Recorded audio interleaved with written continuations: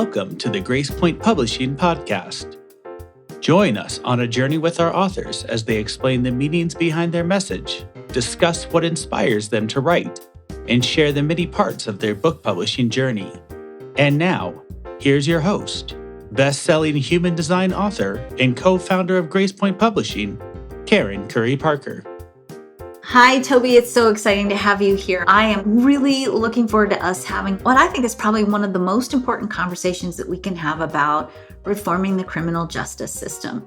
I want to start with just a little bit of a background about what we've talked about before. We spoke with Justin Brooks, who is the executive director of the California Western School of Law and one of the founders of the California Innocence Project.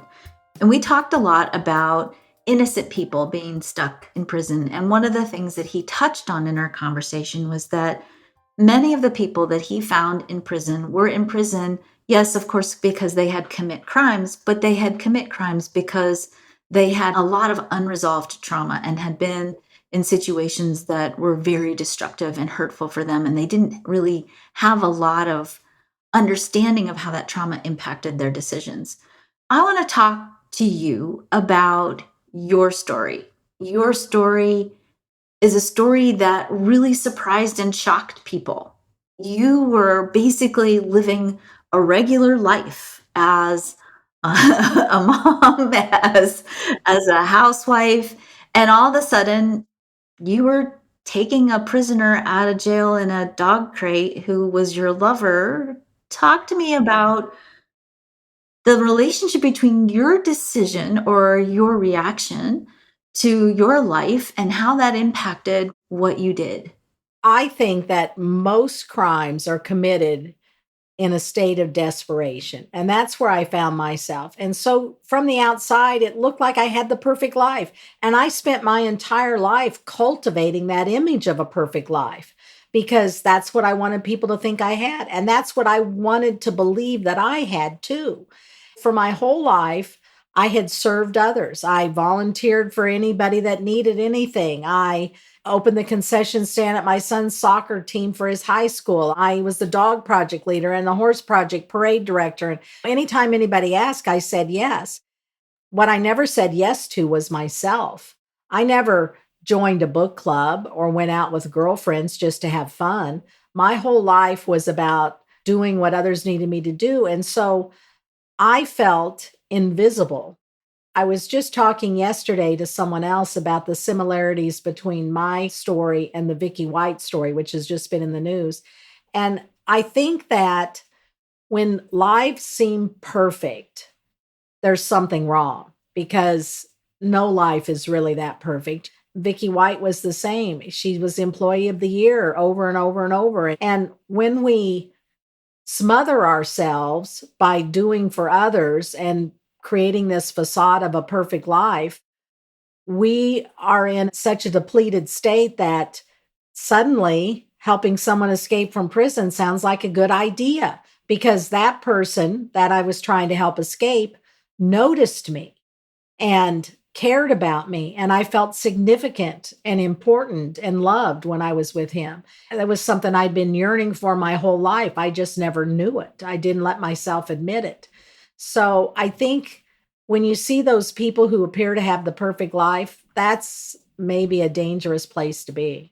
So you actually went to prison. Talk to us a little bit about the women you met in prison. Did you find similarities? Let me just back up and say our society has this idea of like a criminal is this person that comes from maybe a lower socioeconomic class that hasn't had good training on how to be a citizen in the world. And through bad choices, they end up in prison and they should be there because they did bad things. Was that your experience of the women behind bars? There were a lot of women. The majority of women, I think, behind bars did come from a lower socioeconomical class, and they lived lives of just neglect. And for everything they did, they struggled. I think they were pushed to desperation in different ways. It's easy to entice someone to get involved in something criminal if they feel like they have nothing to live for.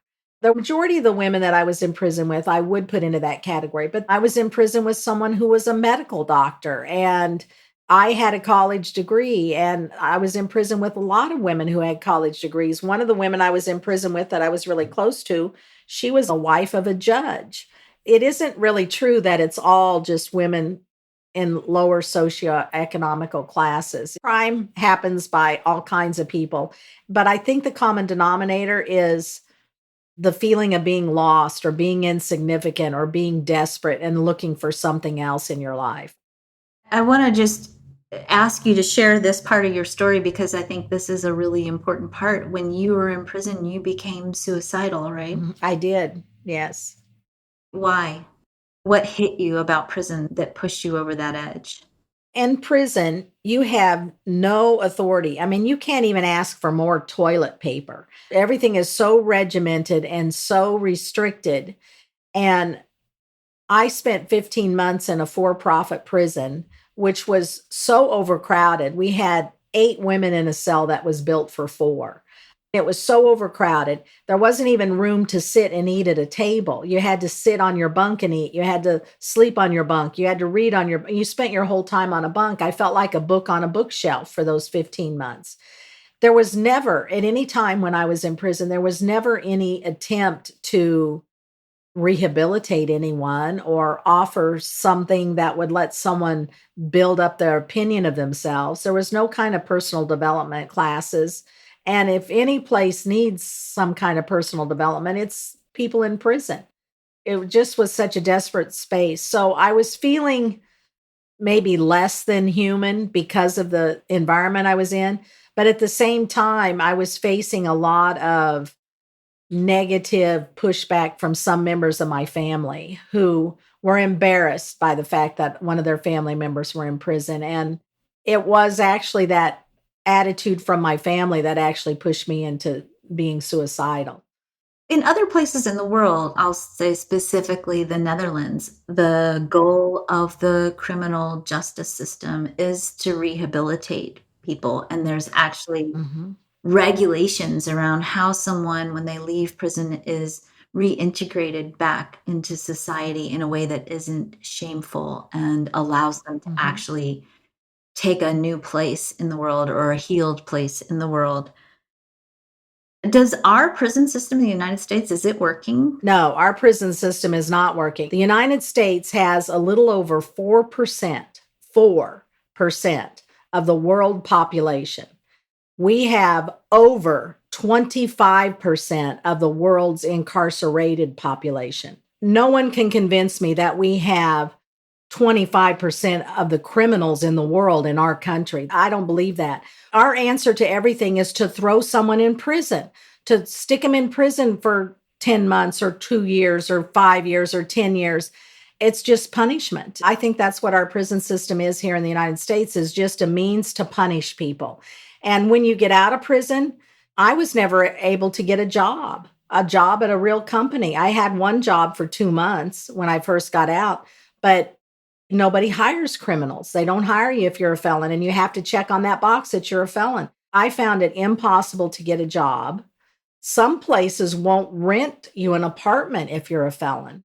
And I just learned, I've been out of prison for 13 years now, and I lived in Massachusetts, I lived in Kansas, I lived in Missouri, and I have voted in every election. And last summer, we moved to the state of Virginia. And I found out after we moved here that Virginia does not allow felons to vote ever. Doesn't matter what your crime was, doesn't matter how long you've been out, doesn't matter what kind of life you're living now. If you have a felony on your record, you cannot vote in the state of Virginia. How in the world can you expect people to move forward from their mistake and rebuild their lives when you won't even let them vote and you won't even hire them? How are they going to make a living and fit into society? They don't. They live on the fringes always. And when you're out there on that fringe, some days, some people don't have enough to eat and they can't get a job. And so they decide they're going to shoplift or they're going to do something just to get them through the week.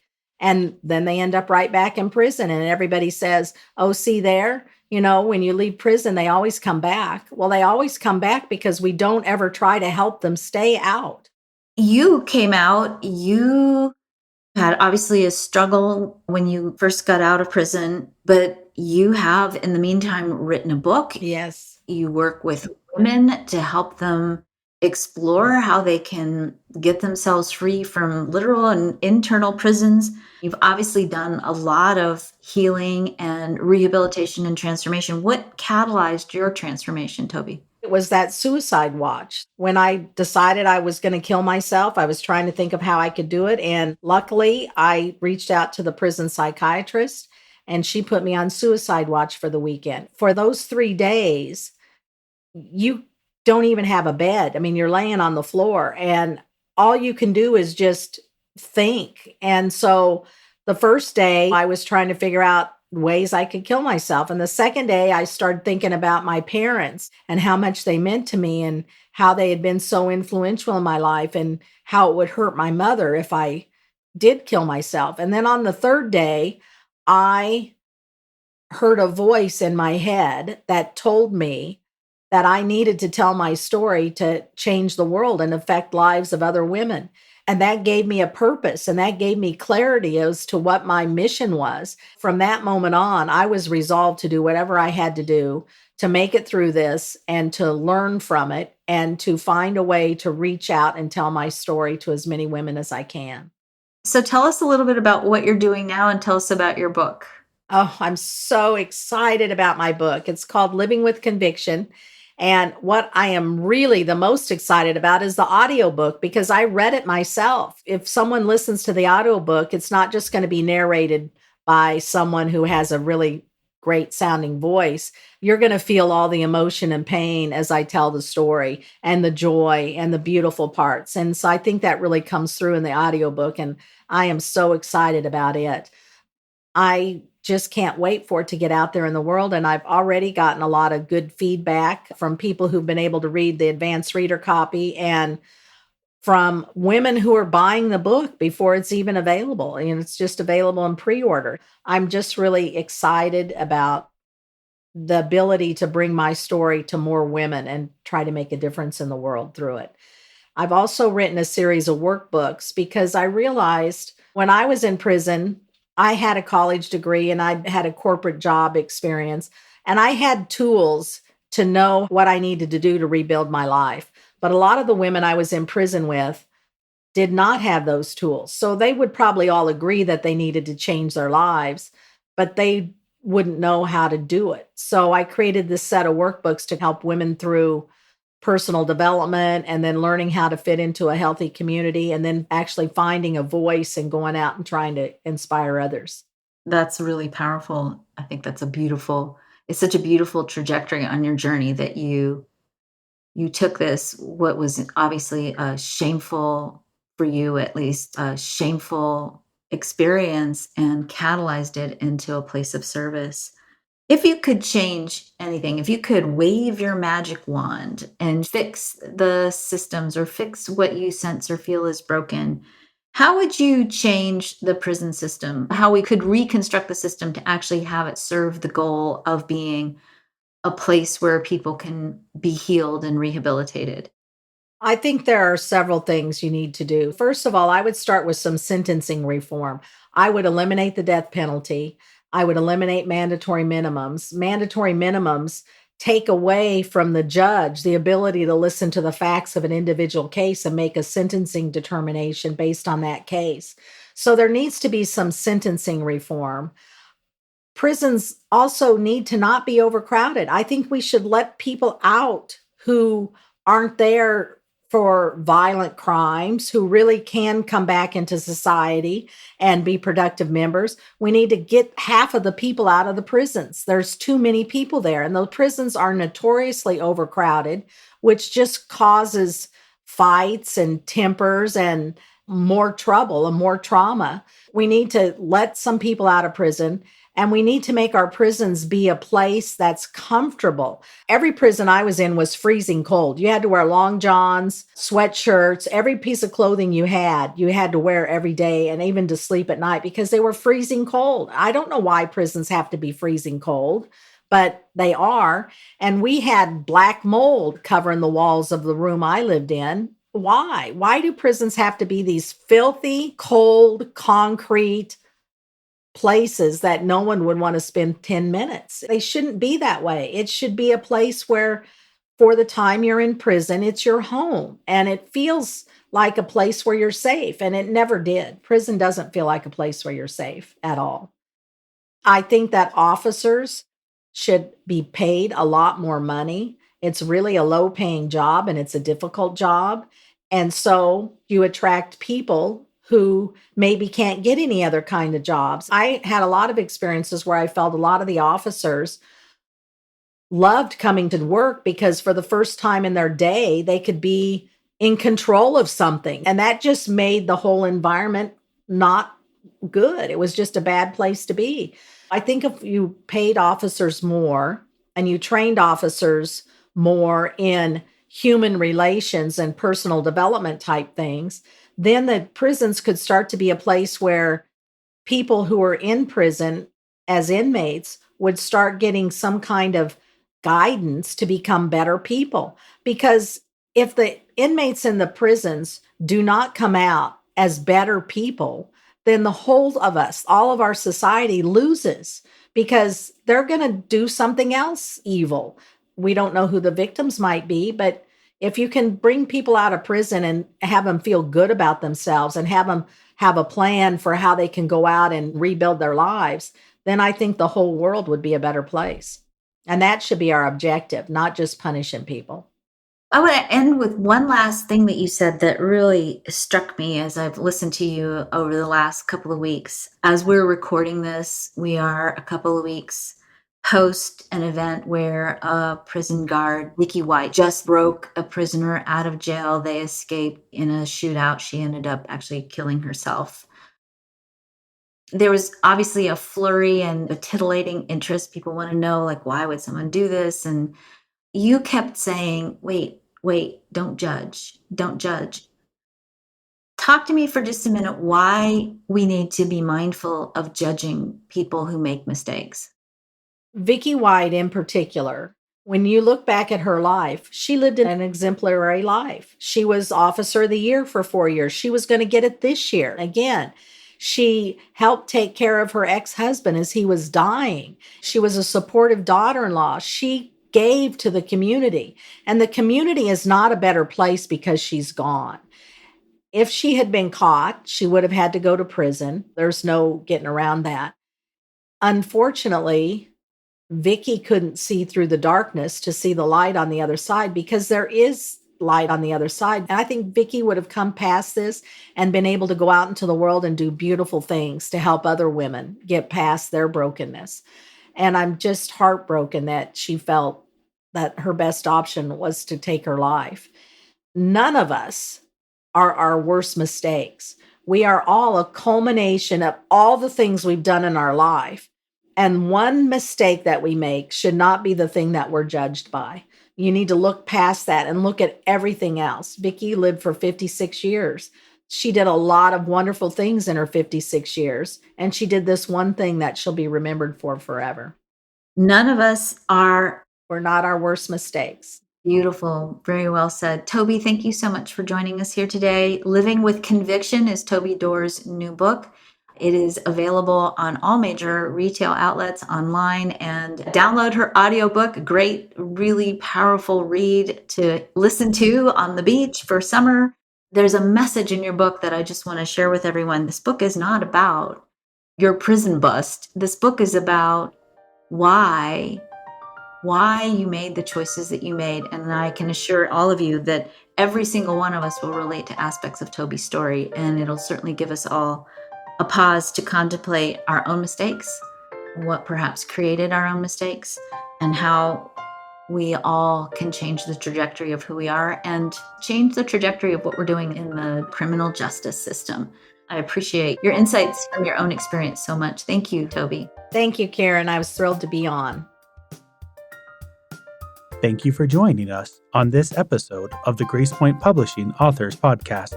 We can't wait to talk more next time as we introduce you to another one of our amazing authors. make sure you hit subscribe on your favorite podcasting platform so you never miss a single episode of the Grace Point Publishing Authors Podcast. To find out more about our authors and to see how we can help you publish your book, head to gracepointpublishing.com. Keep writing, keep creating. Your words matter.